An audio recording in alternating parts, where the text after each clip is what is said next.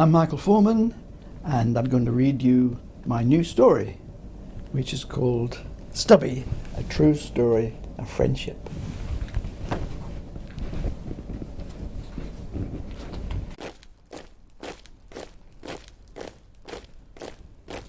It's hard work being a soldier, marching every day, getting ready to go to war.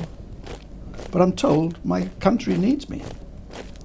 This war is far away, the other side of the ocean, but soon we will have to cross that ocean and help to win it.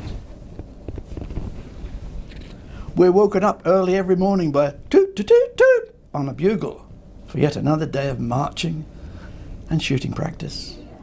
My favourite bugle call is the one that means grubs up, come and get it. The smell of cooking seems to attract all the stray dogs from miles around.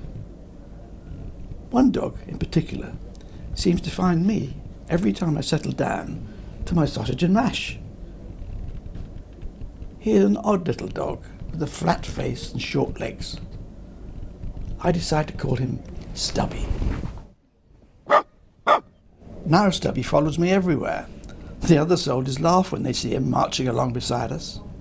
I teach him to sit up and beg for his food, and sit up and salute when he sees an officer. The officers like him too.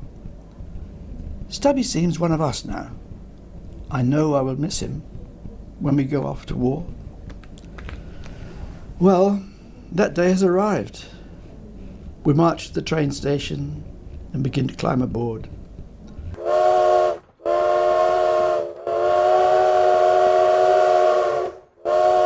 Stubby has marched with us, of course, and he looks up into my eyes. I can't resist picking him up to hug him goodbye. One of the officers smiles and gives me a wink. I pop Stubby into the carriage with the other men, and Stubby gives the officer a salute.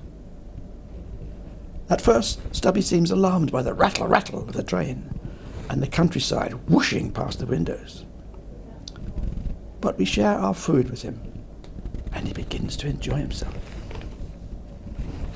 The troop ship, Minnesota, is huge and towers over us as we begin to board.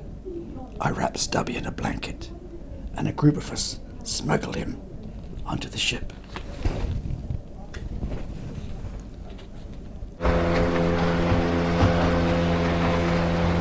When the Minnesota is well out to sea, I take Stubby out onto the deck.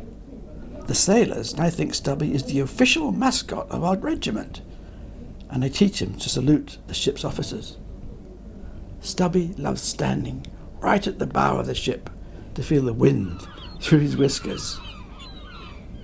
After many days at sea, we see land on the distant horizon.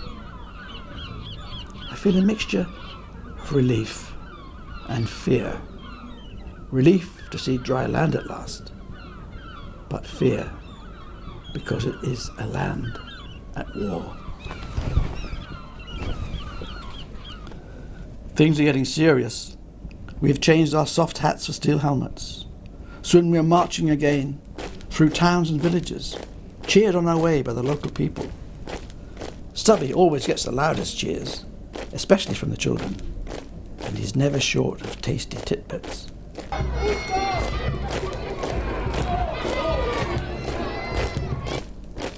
After 2 days of marching, we hear the thunder of distant guns.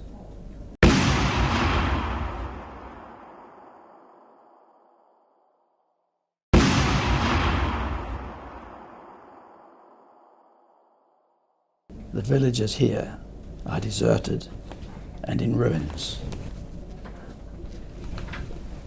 Now we're living in a world of mud, stuck in trenches for weeks, slowly moving forward, pushing the enemy back.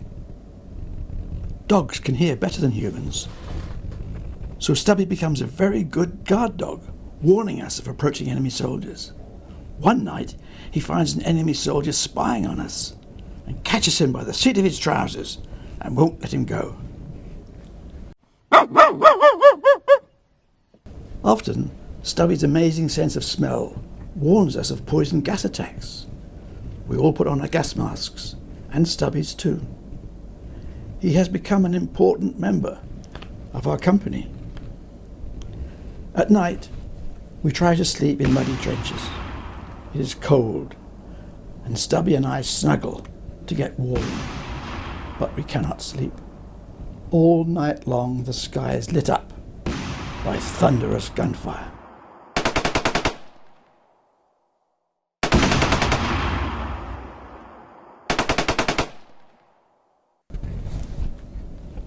At dawn, an officer blows a whistle and we clamber out of the safety of our trench and charge towards the enemy guns.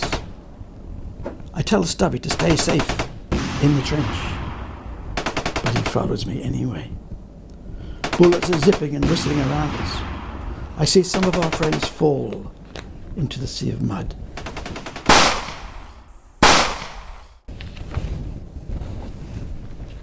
A deafening bang and a flash knocked me off my feet. The whole world seems to turn over. I see Stubby up in the air, flying. He's off to heaven, I think. Then with a splud, he thuds back down into the thick mud. I crawl towards him.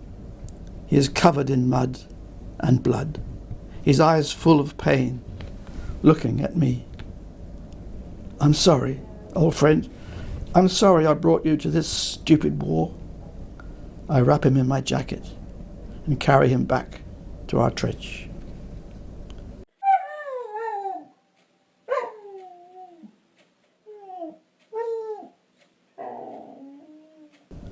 Army doctors take him gently from me and bandage him up, just like the other wounded soldiers. He is placed carefully into an ambulance with the other wounded and driven away. Will I ever see him again? After 6 long weeks of terrible fighting, we're all cheered up by the return of Stubby. We hear he has been very popular in the hospital, limping around between the beds, saluting all the wounded soldiers. When we drive the enemy out of a nearby town, some of the local ladies make Stubby an army jacket, complete with badges and medals, with his name stitched into it. He looks so smart that even the officers salute him. At the 11th hour, on the 11th day of the 11th month, 1918, peace is declared. The war is over.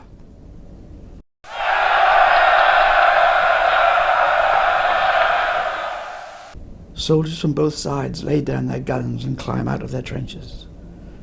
Winners or losers, we are all survivors.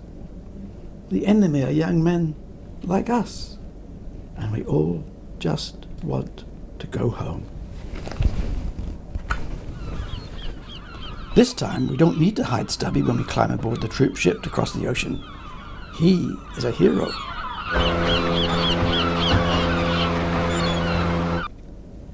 When we get back home, Stubby is given a position of honour at the front of the great victory parade.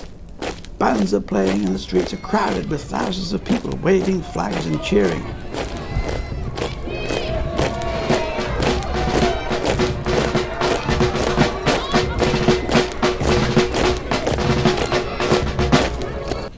Peace is wonderful, but peace and quiet will be even better. I am so thankful this little stray dog found me.